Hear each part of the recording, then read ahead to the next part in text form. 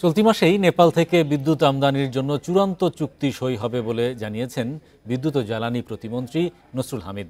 দুপুরে সচিবালয়ে সংবাদ সম্মেলনে তিনি একথা জানান। এ সময় ৩-৪ দিনের মধ্যে বিদ্যুৎ সরবরাহ পরিস্থিতি আগের চেয়ে ভালো হবে বলেও আশা প্রকাশ করেন তিনি। এখন জন্ম সনদ দিয়ে খোলো বিকাশ স্টুডেন্ট অ্যাকাউন্ট, নিজের বিকাশ নিজে কর।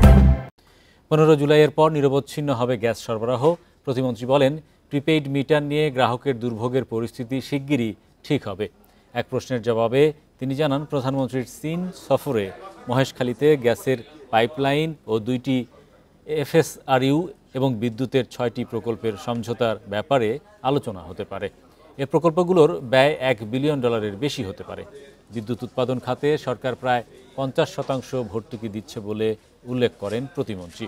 তিনি বলেন, ধীরে ধীরে ভর্তুকি থেকে বের হয়ে আসতে হবে।